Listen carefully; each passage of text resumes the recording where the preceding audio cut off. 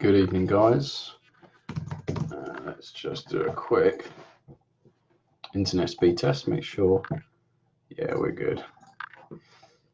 Oh, hope everyone is doing good. Got an interesting few things to talk about tonight. I would love to know how you're doing, what you're doing. Hello, Helen. It's nice to see you. I hope you're settled into your new place. Hi, Coral. Hi, Sue. Hi, Pauline. I wasn't sure how many I'd get on tonight. Thought it might just be me. Hello, Gail. It's lovely to see you. I'm looking forward to speaking to you tomorrow morning in a nice way. Joanne, hello. Let me know if you can hear me, guys. Let me know if the connection's all right. Last time it kicked me out. Facebook's been a bit funny at the moment. Hello, Denise. Yeah, if you could somebody could just comment and say, yeah, loud and clear, or, yeah, you're looking tired, Sam. That's all good. Perfect. Thanks, Denise. Sweet. So we got some likes as well. Now we're rocking. I know everyone can hear me. Lloyd, yes, mate. How you doing? Actually, I was thinking about you. When was it? Yesterday, day before. I wasn't doing anything dodgy. Don't worry. Thinking we've got to go for a coffee soon, man. I haven't seen you in too long, my friend. So we're going to have to go for a coffee. Pauline, hello. Nice to see you too. So yeah, so guys, actually I might as well start talking about this now. Mental Health Awareness Week this week. To be honest, I didn't actually know that because I don't work in mental health, but I heard it on the radio. And I thought on my way home, you know what, I sit here and talk about stuff that, let's be honest, pointing to true nature, talking about, all that kind of stuff, exploring true nature, it all points towards it doesn't point towards mental health. It points towards the truth before mental health begins. And I kind of feel as though it's definitely something I'm really passionate about. So what I'm going to do, whether anything comes of this, I don't know. But as part of Mental Health Awareness Week, what I'm going to do is I'm going to post my phone number, my business, my work number in this group.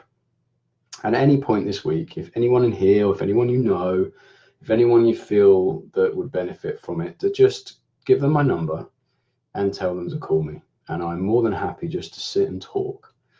Obviously, if I can't get back to that person straight away, then they can leave me a message and I will. But, I think as a coach, I'm very privileged that I get to work with some incredible people and I get to talk to you lot every week. But there are also millions and millions of people out there who just don't even get the benefit of a conversation, someone to just listen. And I'm not going to sit here and say that I'm not a therapist. Everybody knows that I'm a coach. But just to have somebody listen, I think, can be very often the first step of change. So I'm going to leave my phone number as an announcement at the top of the page. And if you know anybody who wants to call, or if any of you just want to have a conversation, ring me up and I will give some time. More than happy to do that. So, and also the next challenge date has been set and I'm going to share with you at the end. All right. So I want to get plenty of people involved in that because the last one was awesome. So questions. I asked you guys a question earlier and I said, right, can somebody tell me what would be useful? Hiya, Julie. What would be useful for us to talk about? And 2 people left some answers. In fact, I got a couple of personal messages, but they were from clients. So I'm going to kind of save those for their sessions. Kim asked a question, and her question was a helpful phrase for her to get back on track when she forgets who she really is. And I think we all do this, right? Have these times where we kind of feel like if we had something that we can just focus on to just bring us back, to get us back to where we were, and so on and so forth. And what I would say to that is that my experience of things to remember when we already have a lot to think about, we've got like what would look like to you and me, what looks like, hiya Kim, I'm just coming on to your question. When we have what looks like a busy mind, when we're overwhelmed or we feel overwhelmed, having something to remember isn't necessarily that useful because in my experience, only my personal experience, I'm giving you my best advice here, Kim, my very best. I've saved it just for you. But something else does happen. And this is something that I've found life-changing. It's transformative in itself. When I started to understand the truth of my human nature, well, even the truth of life and existence and the true nature of being human, there was something that came up for me that I found really, really useful, and that was my feelings. Now, for me, feelings don't lie. When we have a feeling, it doesn't necessarily carry the meaning we believe it does. Often we think it does. When we're caught up in our personal stories with our personal mind and ego, who we think we are, and our past and this sort of stuff, fine. But when we're caught up in that stuff, we have feelings, and sometimes that's guilt in action. It might be stress, it might be anger, frustration, it might be love, it might be any kind of feeling that we experience. When we're caught up in that, often it's very hard for us to remember stuff. So something I found really useful is to understand my true nature and feelings. When you have a feeling, Kim, so you're stressed out, pissed off, you've got loads on, those feelings are telling you, they're pointing you back to the fact that you're caught in belief of who you are and not true nature. And that, I'm only saying that because that was directly your question, who point me back to who I really am. So what I would say to you maybe is, and I'm saying maybe because I'm holding back a bit because you're not a client of mine, so I kind of always hold back a little bit when people aren't clients of mine because I don't have permission to be completely direct. But what I would say is use your feelings as a pointer because they're always there. We always have feelings, and I don't want this to be about, oh, some feelings are good and some feelings are bad. That's just absolute bullshit.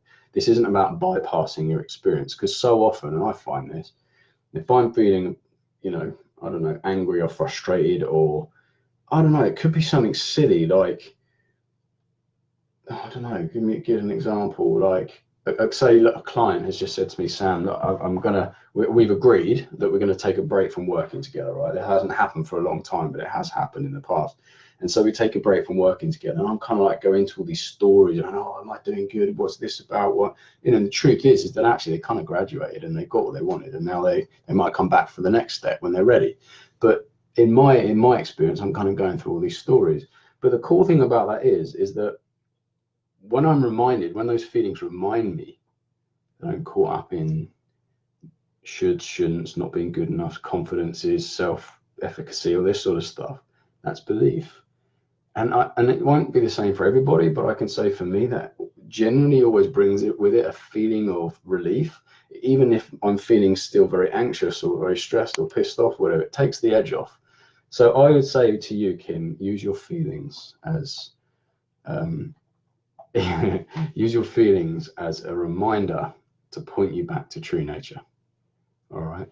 And I know my friend Giles, very dear friend of mine, he is probably going to listen to this at some point. If not, I'll tag him in. He's brilliant at explaining this stuff. So, me and him are going to do a live again together soon. So use your feelings, Kim. It's all in the feeling. All right. So Emily, hello, Monique. It's well nice to see you on. I hope you're well. Emily asked, how do I stop procrastinating when there's so much to get done? I'm stuck in a slump and I can't find a way out. Now, I sat there thinking to myself, because I did a tiny bit of prep just before this when my son was eating his snack before bed, sorry. And I was thinking, how would I deal with this if I was in a room full of people and somebody asked me about procrastination? I thought, right, this is my best shot. So for me, one of the things I would say is, procrastination is normally the end of the train line. It's where the train terminates. That's what the kind of end result can look like. It's procrastination. And often what we do as human beings is we go straight to the behavior. So it's like, right, why am I procrastinating? Or I'm procrastinating. This is more like it. I'm procrastinating and I shouldn't be. This is so fucking frustrating. I want to move through this, but I just can't, right? But what we forget is actually there's a reason we're procrastinating. And as human beings, what we do always is try and move ourselves. It's an innate thing. We're hardwired to do it. Is to go from pain to pleasure. Think about all the choices that you make in your life. Even if they feel hard now, it's because you're trying to get somewhere, right? So it's from pain to pleasure. So what I would say to you, Emily, is what actually, and I'm not expecting you to answer this directly, but have a consider. This is the sort of questions I would ask you. Is what are you gaining from procrastinating? What are you getting to avoid? What are you allowing yourself to avoid? What are you allowing yourself not to do? Ask these questions, because it's so easy to say, oh, I'm procrastinating, I hate it. but actually there's generally always a reason that we're procrastinating. There's a whole shitload of stations before the end of the train line, right? So let's kind of take you back a little bit, and remember that pain to pleasure thing. My experience has taught me that there's, and this is just my experience as always, guys, that there is no such thing as a slump. We kind of feel as though there is, and we're like, right, eventually we kind of get our shit together, but there is no such thing as a slump. It's just that when we take time and sit back and kind of like, right, I'm kind of just sit back and just do nothing or slow it down, we then have feelings of guilt, shoulds, shouldn'ts, and then we start feeling the, the stress. And going back to what Kim said, if you're feeling that, it's because your feelings are pointing you back to truth. Is that if there's feelings, should, shouldn'ts, and guilt, that's conditioning. That isn't truth, that's belief. Right? Let's make a separation between the two. So I'm not saying there's times where we kind of get like, oh, of course we do, but make a choice.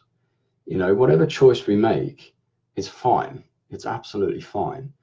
And often for me, it's kind of more of a case of we either do or we don't want.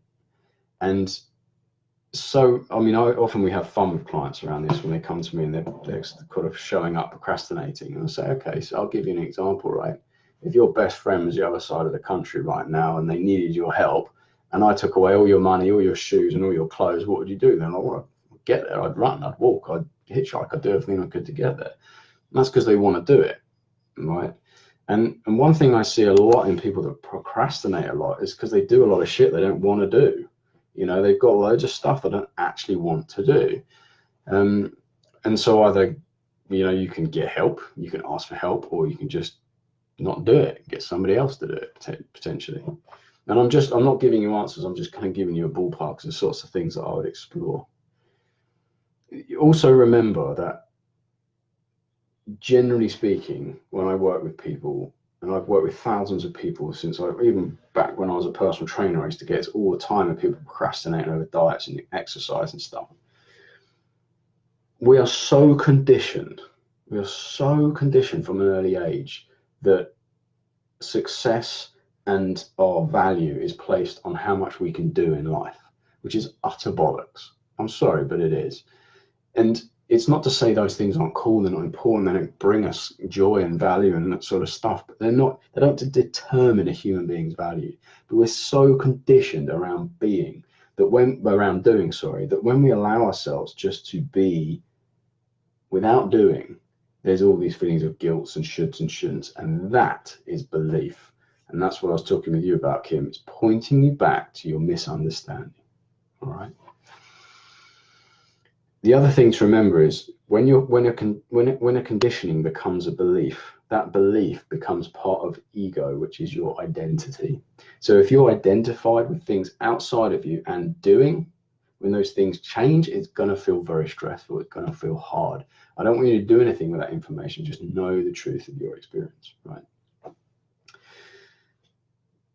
The other thing is that, I get to work with people, and like I said, millions of times, but wide ranges of people, but I'm really lucky to work with people that work in really successful businesses and owners of huge companies and people that do really cool stuff, right? And no one is immune to this, Emily. No one is immune to feeling like this. Not one person on earth doesn't feel this sometimes. Seriously, they don't. If anyone says to you they feel motivated all the time, they're either high on drugs or they're lying to you. It's just not true. Everybody feels like this at some point, right? And it's how we treat ourselves, in my experience, is to how quickly and how well we move through that. And it's not really about speed either. It's just about how well we move through that, because it takes so much energy. Decisions take so much energy. Indecisiveness takes even more. And if we just decide to say, right, I'm not going to do anything until I know, that would take way less energy than, I should do this and I should do that. I'll do a bit of this and I'll do a bit of that. I failed this. And that just is exhausting. And if you're somebody that feels tired and lethargic and drained a lot, that's probably the chance that there's a good reason. That's part of the reason why it is. And the other one is, and this is something that before I work with anybody ever, one of my caveats to working with somebody is that I absolutely must know that they have a bias towards action. And it's not to say you're going to push somebody and they're going to have any rest. That's not at all true. If anything, somebody who has a bias towards action and understands that can then give themselves proper time and rest. All right, there's this kind of like this sort of thing, whereas a lot of people who don't kind of have that bias towards action, or kind of think that other people are special that do and can't do it themselves, which is wholly untrue. It's just a behavior. That's all it is. They tend to be the ones that kind of sort of do a bit of this, and it is, it's draining, it's exhausting, and they don't get what they want often, right? So, and remember, I'm trying to cover all bases here, so forgive me if I'm kind of jumping around a little bit. So yeah, this is an absolute must for me, that when I'm coaching somebody for those 1, 2, sometimes even 3 initial sessions before we even consider payment and working together long term, one of the things I am looking for is that they have a bias towards action, and not something that I'm going to have to push or drag out of them. All right, they're just going to willing to show up, do the work. And the cool thing about that is that it takes way less energy to do that. Way less energy just to do the work. And then when you feel you need the time and the rest, you can have it. Like, go for it, like wholeheartedly, go nuts, go ham on rest. I couldn't recommend it enough. But I wanted to share that with you just to create some balance. So those were the 2 questions, guys. Didn't mean to swear at you then, but those were the 2 questions. I hope you found some value in there somewhere. Now, the next date, and I want you all to put this in your diary, because we had 42 people join the last one, and I would absolutely love to get that amount again this time, even half that amount, to be honest, because it was amazing. The next challenge, the next 5-day challenge that I'm running in this group is the 4th of November. Hang on, I did have it written down. Yeah, the 4th of November, Monday, the 4th of November, right? So it's 5 days, 5 challenges. They don't take you huge amounts of time. 1 or 2 of them might take a little bit longer. I will be changing them up a little bit from last time as well. So yeah, the next challenge, if anybody is in a place where they feel as though they need a kick up the arse, or they're ready to go slightly deeper into the understanding of their true nature, or they're ready to be challenged in a slightly different way than normal challenges would do, then this is a perfect chance to do that. So if you've got friends, family, colleagues, people that you think would benefit from it, I mean, those of you in the last one, I thought it was pretty cool. I got some wicked feedback, and I to be honest, I will be posting that up because I think it's important. Then just get them to join the group. I'm going to put a notification up tomorrow, so if anyone wants to invite people in, you are welcome to. And that's it, really. Don't forget, I'm going to be putting my telephone number, my business number, my coaching number at the top of this page, or the top of this group for this week for mental health awareness. So my contribution, if anybody wants a conversation, it doesn't have to be around anxiety or depression. It might just be, I don't know where to go next in my life. I just want to talk to somebody who doesn't know me. Then call me and we will have a conversation. All right. So that is it from me. I'm going to love and leave you all. Hope you found some value in that tonight. And yeah, that's it. Get on with your lives. Live your life. Live your life, guys. That is the best advice I could ever give, or personally I could ever give anyone, I think. So lots of love to you all. If there's ever any questions, if anything you need from me, then give us a shout. Otherwise, I will speak to you all in the week. Take care, guys.